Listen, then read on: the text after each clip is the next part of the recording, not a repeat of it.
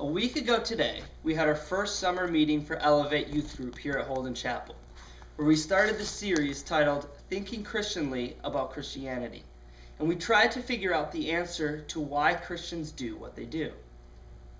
I began by asking a question. I asked, what is the key to the Christian life?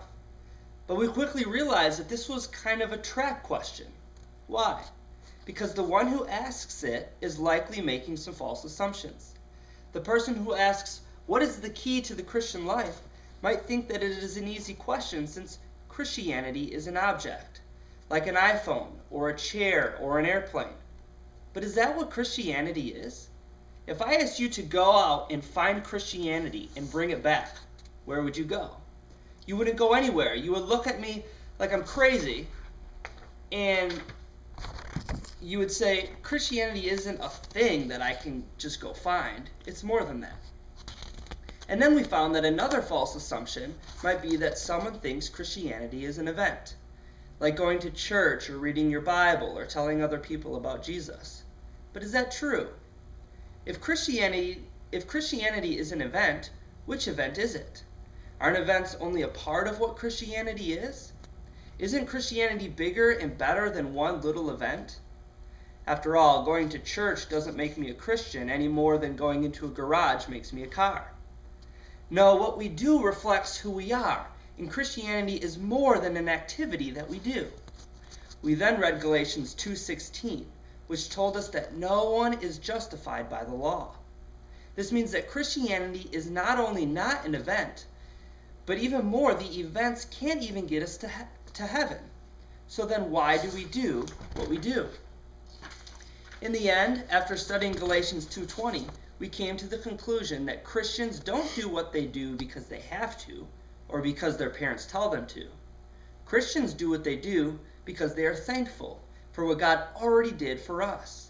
We do the things we do because it is our way of being in a relationship with Jesus and showing him how much we love him, and we're glad that Jesus loved us first. Kind of like when we give someone a thank you card after they've done something nice for us. We do what we do because we want to respond in joy to what God already did for us. I want to share with you something that happened as I was teaching. It was pretty cool. At one point in the lesson, I made this point. I said that there are only 3 types of people in the world. I said that there are people who are happy. These people know Jesus, and because they know Jesus, they're happy. Another type of person is a sort of person who thinks about being happy. They want to be happy. They're searching for something. They haven't found happiness yet, and they haven't found Jesus yet. And then there's these people who are angry and upset, and they don't want to be happy. They feel like they're okay being on their own.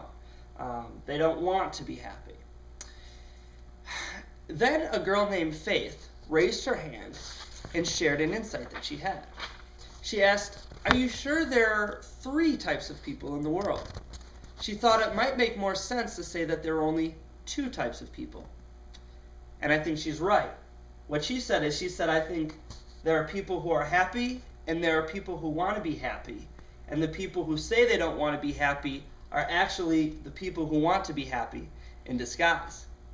She thought it made more sense to say that there's only 2 types of people. There are people who are happy, and there are people who want to be happy, because there's something about humanity that makes us all search for happiness. And that got me thinking, what does that mean about how we should treat the people who say they don't want to be happy? If Faith is right, and I think she is, then that means that we shouldn't give up on the people who are currently rejecting Jesus, because we know that deep down, even those people want to experience the joy that we have. So we should pray for those people and keep on loving them. Now, I thought it was pretty cool. As I was teaching our youth about what it means to think Christianly about Christianity, they were also teaching me.